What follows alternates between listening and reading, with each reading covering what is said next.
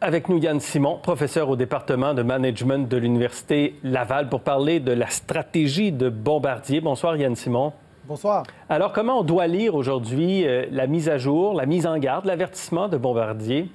C'est clairement des résultats qui sont un peu décevants pour le moins, mais il faut le voir dans le contexte d'une entreprise qui est en train de se transformer et qui est en train aussi d'essayer de justement mieux gérer son endettement. Donc, si on recadre les résultats dans une perspective de plus long terme, c'est pas nécessairement catastrophique, c'est le signe qu'un virage est en train de se produire, mais les prochains trimestres seront déterminants.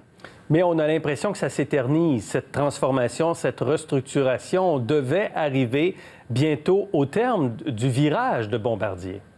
Oui, tout à fait. On a vu que Bombardier a cédé beaucoup d'éléments d'actifs. On pensait simplement à certaines activités de Querétaro qui sont maintenant cédées à la TKR.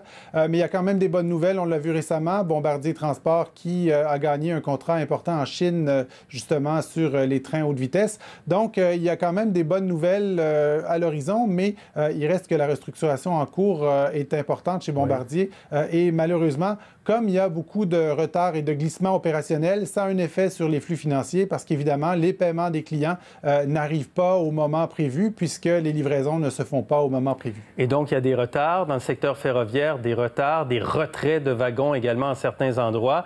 On pense aussi beaucoup au Royaume-Uni. En Suisse, on dit qu'il y a des caricatures aussi qui caricaturent Bombardier pour ces retards. Ça a des répercussions sur la rentabilité de l'entreprise?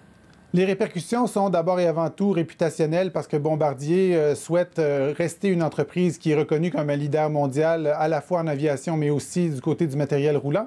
Mais les répercussions sont financières, on l'a dit, parce que malheureusement, les nouvelles qui sont pas très bonnes en Suisse ont un impact sur les activités, sur l'opinion d'éventuels acheteurs, ont un impact financier parce que justement, le côté opérationnel n'est peut-être un peu trop ambitieux en termes de date de livraison, ce qui a fait qu'il y a eu des glissements. Des problèmes liés à certains fournisseurs stratégiques aussi ont entraîné des délais. Qui dit délai dit bien évidemment de l'argent qui n'entre pas dans les coffres de Bombardier, mais dit aussi coût, parce qu'évidemment, beaucoup de ces contrats prévoient des pénalités, pénalités qui doivent être négociées, comme dans le cas des pénalités prévues avec les chemins de fer fédéraux suisses, par exemple. Bombardier laisse planer aussi le doute sur sa participation dans Airbus Canada et le projet A220. Est-ce que Bombardier n'a plus les moyens d'investir dans l'A220? Est-ce que c'est ça qu'on comprend?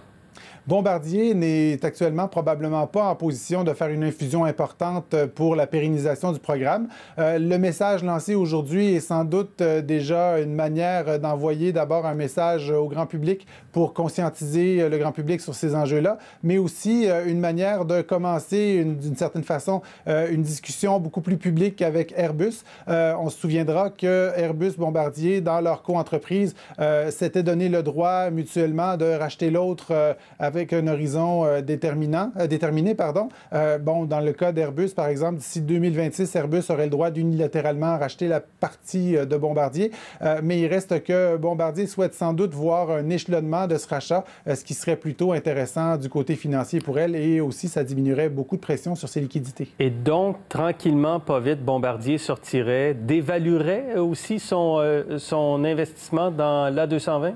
Ça, c'est l'autre élément. Bombardier a annoncé qu'elle réfléchissait à la valeur de son investissement. Donc, une dévaluation de l'investissement peut vouloir dire plusieurs choses, mais certainement que les perspectives de croissance de cet investissement-là, du point de vue Bombardier, dans sa situation actuelle, ne sont peut-être pas celles qu'elle espérait.